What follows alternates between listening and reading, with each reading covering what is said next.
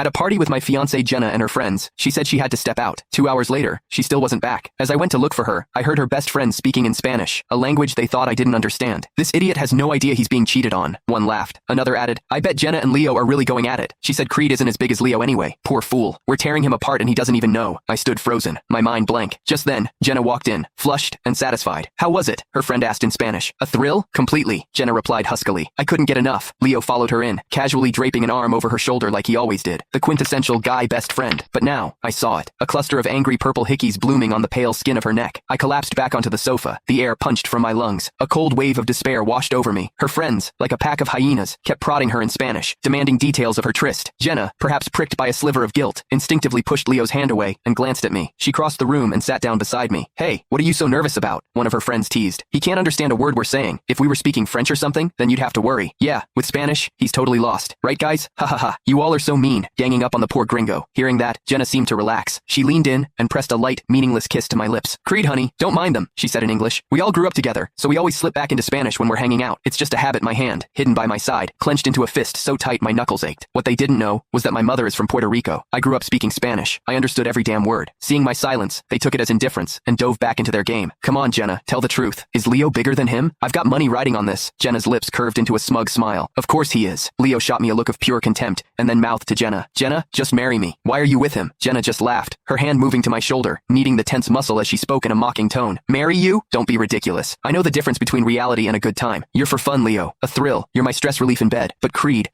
is the one I love. Could you put me first in everything? Could you treat me like a princess? Number. You have a temper. Only Creed can do that. I had a fever once when he was on a business trip overseas, and one phone call had him on the next flight back. The memory, which once warmed me, now felt like acid in my veins. All my devotion, all my love, and this is how she repaid me, with betrayal. Shit, Leo suddenly said. I forgot to wear a condom. You might be in trouble. Damn it, Leo. How could you be so stupid? Go buy me a plan B now. Hey, he said with a wicked grin. Why don't we make Creed go? If we're going to play, let's go all the way. Leo picked up his wine glass and downed it in one go, a silent declaration that he was in no condition to drive. In the end, Jenna turned to me. Creed, honey, could you run to the pharmacy for me? I need you to pick up a box of the morning after pill. We might need it tonight. The knuckles of my clenched fist cracked. There wasn't a decent person in the entire room. I had so badly misjudged Jenna. In the 3 years we'd known each other, she'd cultivated this image of a sweet, innocent girl. She'd always said that cheating was the one thing she could never forgive. It was all a lie. She was the cheater. I lifted my head, my eyes locking with hers. The cold fury in my gaze must have startled her, because her smile faltered. Creed? What's wrong? Are you not feeling well? She reached out to touch my forehead, but the lingering scent of another man on her skin made me recoil in disgust. Jenna, I said, my voice flat. I think we need to postpone the wedding. Real panic flashed in her eyes. She grabbed my arm. Creed, what are you talking about? I pulled my arm free. A bitter smile touched my lips. Don't worry. It's not a big deal. I just think we're rushing things. We're still young.